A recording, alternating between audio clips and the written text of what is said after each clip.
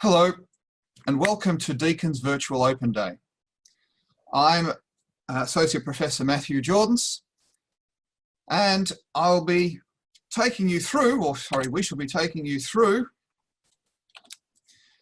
the degrees of mechanical engineering, mechatronics engineering and electrical and electronics engineering. I am the course director of mechatronics and I'm joined by Dr. Michael Pereira, who's the course director of mechanical, and Professor Hugh Trin, who is the course director of electrical and electronics. Today, we're going to take you through what engineers actually do and what our particular type of engineers do, the careers and the opportunities that are ahead for you, these engineering courses at Deakin, and any entry requirements that you may have. I will now pass you over to Dr. Michael Pereira, who will talk about mechanical engineering. Okay, thank you, Matthew. As Matthew said, what I'm going to speak to you now about is what we do and what engineers do. And each of us will spend a few minutes to describe what each of the engineers do in each of our disciplines. So I'm firstly going to talk to you about what mechanical engineers do. So I like to think of it as that mechanical engineers are the brains behind the systems, machines, machinery, and devices, big and small. So we really, as mechanical engineers, contribute to the design, development, analysis, building, and manufacture of a whole variety of stuff. And to do that, mechanical engineers essentially use principles of technology and science to design and develop innovative solutions to real-world problems. So mechanical engineering really is one of the broadest engineering fields. So you could be working on a whole range of different things. So this could include aspects such as medical devices, batteries, engines, machines that are inside buildings such as elevators, refrigeration units, air conditioning, and also other things such as renewable energy systems, new materials and technologies. So mechanical engineers then really are needed across a whole range of sectors. And as a graduate mechanical engineer, you'll be ready to transition into a whole range of areas and roles. I'm not going to run through these ones on the screen, but you can see that whole range of roles that are sort of listed there and the whole range of fields. So essentially, our Bachelor of Mechanical Engineering degree then allows you to turn your passion, whatever you're passionate about, into a rewarding career. And if you don't have a passion yet, or you're not sure exactly what your passion is, hopefully you'll be able to find that passion during our degree too, because you'll get exposed to a whole range of different aspects of engineering, and maybe you will develop that passion along the way. Okay, thank you, Michael. What I want to talk about now is what do the mechatronic engineers do. So the mechatronic engineers are people who design things that move, like robots and the modern car. So mechatronics controls automation in factories. Basically, any mechanical device, which you've just got from Michael, that needs to be controlled is the domain of the mechatronics engineer. So self-driving cars, right? You need sensors, you need artificial intelligence, you need the control. Mechatronics engineer. Automation of the factory floor. Again, mechatronics. Robots. This is the glamorous side of mechatronics, and we get to work on all of those. So prosthetics. Prosthetics in the case of a smart prosthetic which has control systems inside it. Exoskeletons, all right, something that we design. Biomedical, you're looking at an interface now between mechanical and the human body. Mechatronics looks at that. So the mechatronics engineer will work in these biomedical areas, control systems, automation, electronic testing, and robotics. Thank you, and I'll pass it over to Hugh to do electrical and electronics. Yep. Thank you, Matthew. Now, I would like to talk about what do electrical engineers do. In a nutshell, electrical engineers are the people who make sure we have electricity day in and day out.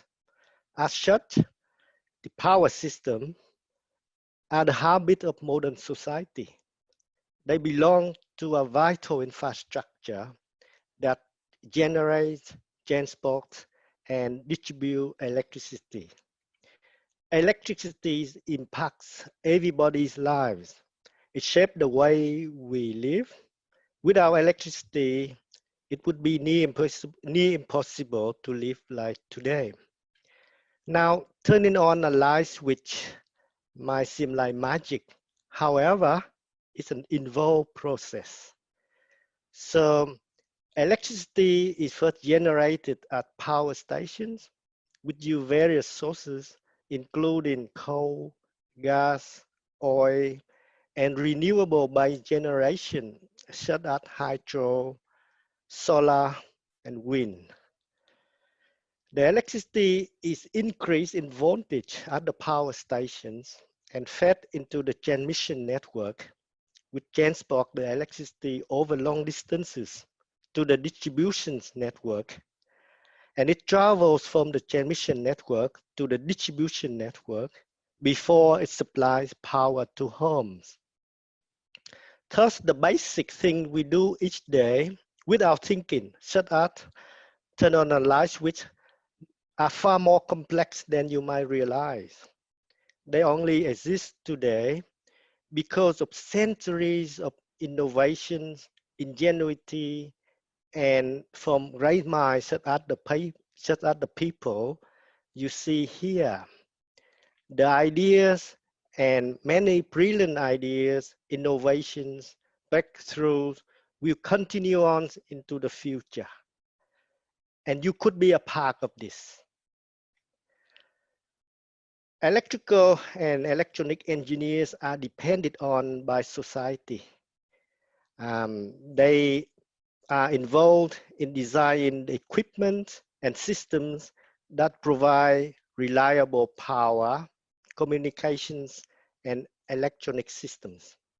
They study and apply the physics and mathematics of electricity, electromagnetism, and electrics to both large and small scale systems to process information and transmit energy. Australia is accelerating its transition, decommissioning coal-fired power plants, and building large-scale wind, solar, and hydro power plants. Renewable and expansion of Australia's energy infrastructure is expected to cost around $30 billion over the next 10 years. So an estimated increase of about 30,000 megawatts of new generation plants costing 35 to 100 billion will be required by 2030. So it's very exciting time ahead to be an electrical engineer, as we will find new ways of bringing more electricity to more users, but in an environmentally sustainable way. In the future, the power systems are the ones which will be intelligent, self-sufficient, reliable, and resilient. Thanks, Hugh and Matthew. So now that we've had a bit of a run through on what our engineers do in each of our disciplines, that's mechanical, mechatronics, electrical, and electronic engineering. Now let's talk a little bit about the careers, opportunities, and challenges ahead. So as you've seen, there's a whole range of industries and areas in which mechanical, electrical, and electronic and mechatronics engineers work in. So what that really means is that engineers are always in need. And actually, the current climate, considering the COVID-19 situation, is likely to mean that there's even more opportunities for engineers in the future. The predictions are that Australia will essentially be reshoring a lot of industries back to Australia. So that will mean that we'll be essentially bringing back manufacturing and a whole variety of industries back to Australia. And so there'll be opportunities in renewable energy, automation, resource management, new technologies and materials. And all of these aspects are really well suited to the 4 engineering disciplines that we've been talking about. And when you look at the career outcomes, students that have studied at Deakin are really in high demand when they move out into industry. According to the 2019 Graduate Outcome Survey, 90.1% of graduates were in some sort of employment 4 to 6 months following their graduation at Deakin. And almost 85% of those that were available for full-time employment were working full-time, which is a really great outcome. And of those in full-time employment, 87% were in managerial or professional roles, with a median full-time salary of almost $68,000. And so now I'll hand it back to Matthew. All right, thank you, Michael. What I want to look at now is why study at Deakin rather than somewhere else. Well, first up, and especially in this time, Deakin is a leader in online learning. So Deakin started looking at flexible courses and flexible study way back in 1976. And we began computer-based tutorials for distance education in 1991. Now, on a personal note, interestingly, the School of Engineering, the current former, started in 1991. I was actually hired in 1992, and already then we were looking at distance education. It was a lot more basic than it is now, but the School of Engineering has been a leader itself in distance education, offline education, or cloud education.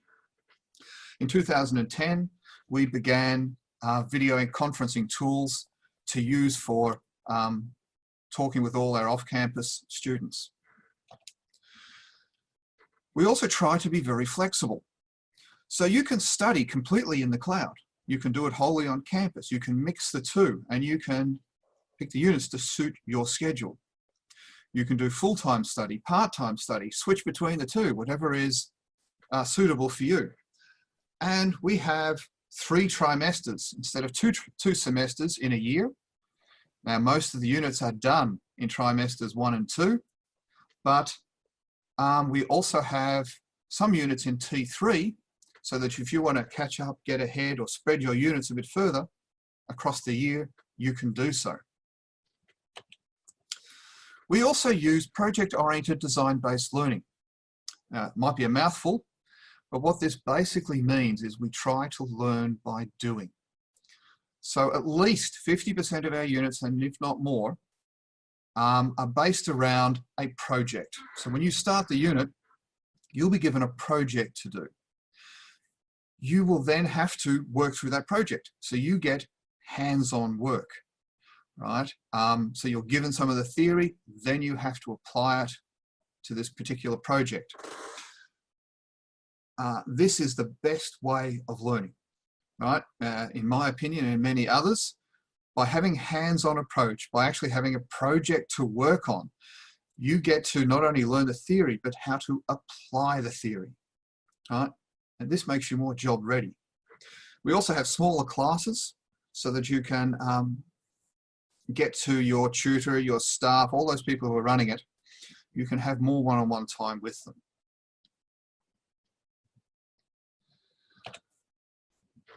Now I want to have a look at our labs and facilities. So at Deakin, we have a building, the K3 building. And in this building, we have lots of really top-class laboratories. So for mechatronics, and if you have a look at those pictures there, the bottom left is a view of our mechatronics lab. Right, you can see some people working away there on their projects, and we have the facilities to be able to make printed circuit boards, put these together, put them inside a mechanical system like a robot.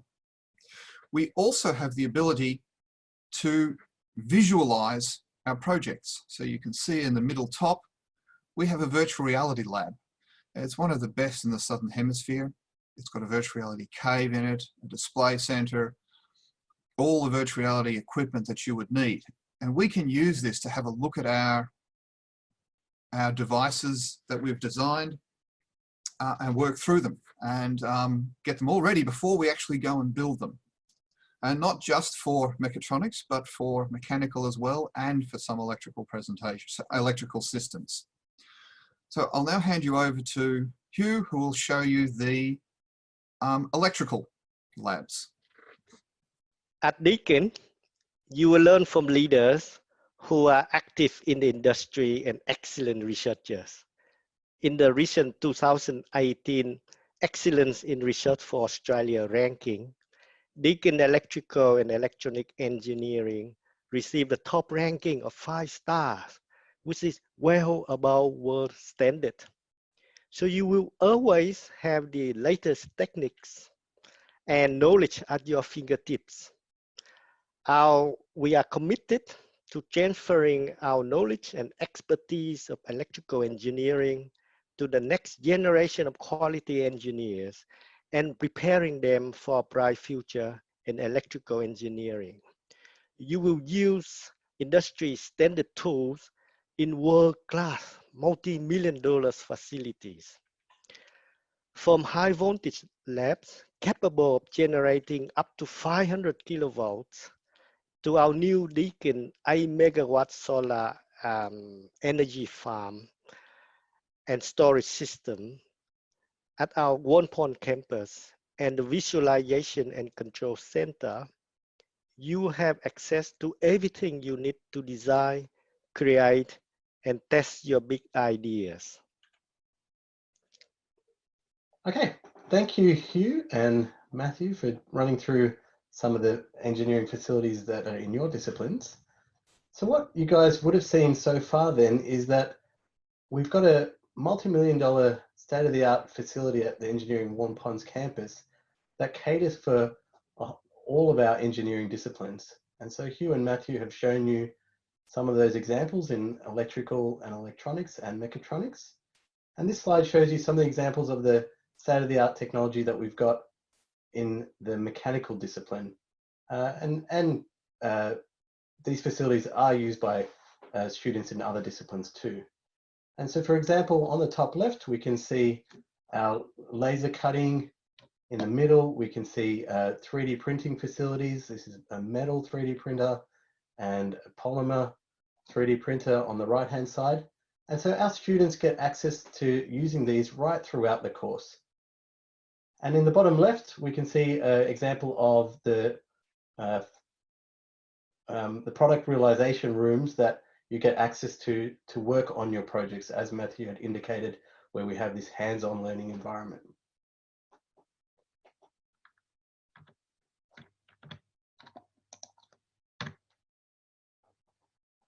So now I'll just run through a little bit about our course structure, and I'll spend a few minutes about this just to let you know a little bit more about what you can expect in our courses. So what you can see on the slide here is a typical example of one of the teaching periods. So this is the structure of what it would look like in your first trimester if you joined in first year.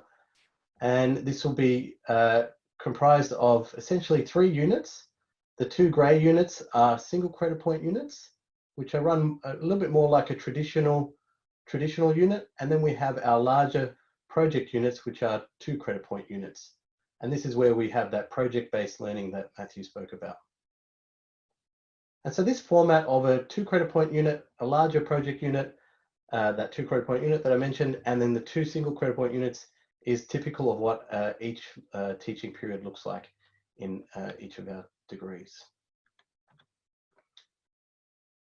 And in addition to the core units, you'll have the opportunity to choose from a range of specialisation options through your electives. And so a whole range of these are shown on the screen. And this will partly, the ones that you can choose will partly depend on which discipline you're in. And the pictures on the right actually show you one of the units that you can choose, which is Engineering Design International Study Tour, and where you have the opportunity to go and study abroad and get some great experiences and networking and learning there in a different environment. And in addition to those units that you'll study with us in our campuses, you also have the opportunity to do a professional engineering practice unit, which is essentially a work experience unit where you'll get the opportunity to work in a real engineering team with an industry, with a company or industry partner, and create your engineering professional network as you work on real engineering projects. And so all of these aspects really do get you ready to be a professional engineer, and when you graduate, you're sort of ready to hit the ground running and start contributing to wherever place you do work, and starting to further build your career. And then in your last year of study with us, you'll do your final year research project. So this project will essentially allow you to work on a big problem of your choosing. So this could be a research problem or a design problem. And it will allow you to sort of focus on a particular project or research problem that interests you. And that sort of can allow you to direct where you're going with your career a little bit. And it also allows you to work under the guidance of the leading researchers that we have in the School of Engineering.